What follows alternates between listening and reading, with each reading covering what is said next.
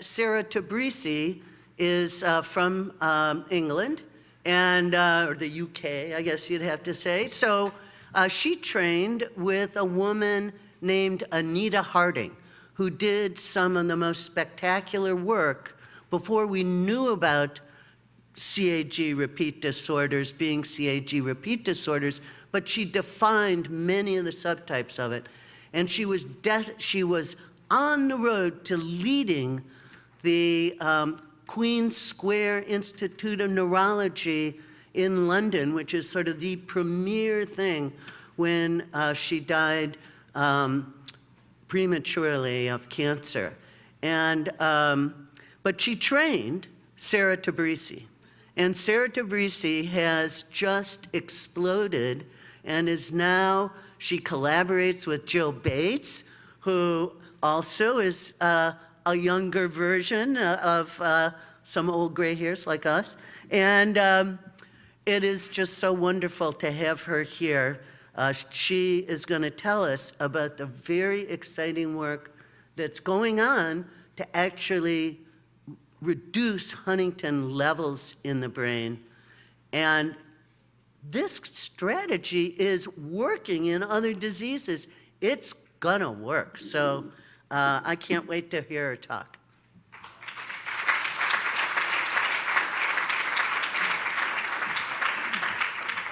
Thank you so much, and I'm deeply honored to be invited here to come and tell you about some of my work, which Francis Collins is a very hard act to follow. I'm going to also tell you about work that is a result of a collaboration, and a long-standing collaboration that I have had with many colleagues, but particularly with Frank Bennett and colleagues at IONIS Pharmaceuticals.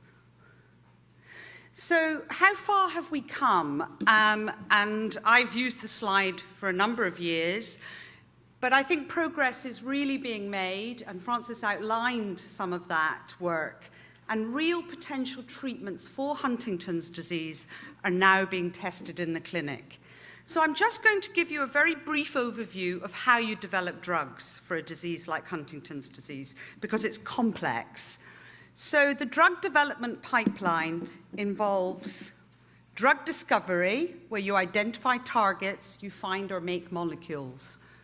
You then have to test them in cells and animals, including Huntington's disease animals and larger animals. You then have to do testing for toxicology, or if the drug is safe, and then you do clinical trials in humans and eventually get approval. Now, this is a long process. Phase 1 trials of the clinical trials are with very small numbers of patients, usually 10 to 12 patients. Phase 2 is smaller number of patients, usually between 20 and 50, and phase 3 is large studies worldwide with hundreds of patients to look and to see if your drug is slowing the disease. And so the perspective of the human body and developing drugs, I like to think of the stars in our galaxy. There are 100,000 million stars in our galaxy. But we are much more complex. If you times that by 100, that is the number of cells in the human body, 10 million. So that we are all unique individuals, and the complexity of the human and the human brain is what makes developing and testing drugs more challenging. So this is the perspective, and Francis already talked a bit about this. We are made up of proteins, which are the machines that make us us. DNA is the recipe book. You have one gene, one recipe, and it results in a message which makes the protein, which makes us us. So this is the essential aspects of cell biology. If you take it to Huntington disease, the Huntington gene makes the Huntington message, which makes the Huntington protein. And as Francis outlines, it's the toxic mutant Huntington disease-causing protein. And so back to the gene message protein, and then linking that to Huntington lowering. So what we want to do is to try and reduce the amount of the toxic mutant Huntington protein in patients. And this is done through a number of different ways, which Francis outlined, but I'm going to talk to you about antisense oligonucleotides, which I'll come on and explain, bind to the Huntington message and result in less of the Huntington protein, less of the bad, toxic Huntington protein. So it's often called gene silencing therapy, which is actually not really the best name for it. It's Huntington lowering therapy, because you never eliminate the toxic mutant protein, but you want to lower it as much as possible to prevent production. And there are many approaches, as Francis outlined, and I'm going to come on and talk about ASOs for short. So the challenges of getting drugs to the human brain are immense. Huntington-lowering drugs don't cross the blood-brain barrier, and the blood-brain barrier is a barrier around our brain that protects it from the outside world. It protects it from infections, and it protects it from the environment. And so there are a number of delivery methods, and this is why it's taken a long time to get these drugs to potential trials. You can either deliver it into the spinal fluid, which bathes your brain, into the brain's ventricles, which are fluid-filled spaces in the brain, or directly injected into the brain tissue. And there is a brain size issue in Huntington's disease and in all research for neurological and neurodegenerative conditions. And what I'm saying is relevant to diseases like Alzheimer's and Parkinson's and ALS. So this is a mouse brain. It's tiny. And this is a small monkey. This is a large non-human primate. And this is our brain. So you want to be able to deliver these drugs to a large human brain. And that's part of the challenge of developing these drugs, is that you have to target the brain. And so I'm going to tell you about work that we've done and work I've done with IONIS Pharmaceuticals. A lot of work went into this, of ways of infusing the drug into the spinal fluid to reach the brain. And this is done through a lumbar puncture into the lower part of the spinal region, and you inject the drug into the spinal fluid. And the important thing about this drug is that it rapidly spreads up to the brain. And so I'm going to tell you briefly about IONIS-HTTRx, which is an antisense oligonucleotide, which Francis introduced, and I mentioned it's an ASO, binds to the Huntington message and reduces the amount of the toxic, bad Huntington protein. And it's a single strand of chemically altered DNA. And we infuse this ASO into the spinal fluid of patients, where we know from a lot of large animal work that it rapidly diffuses up and reaches the brain. The nature of the chemistry of this drug is that it diffuses rapidly into the brain tissue, diffuses easily into nerve cells and other brain cells that are supporting cells. So the drug is called IONIS-HTTRx. It's safe and effective in animal models. It's been tested in 5 different animal models, including large non-human primates. It's been tested in long-term safety.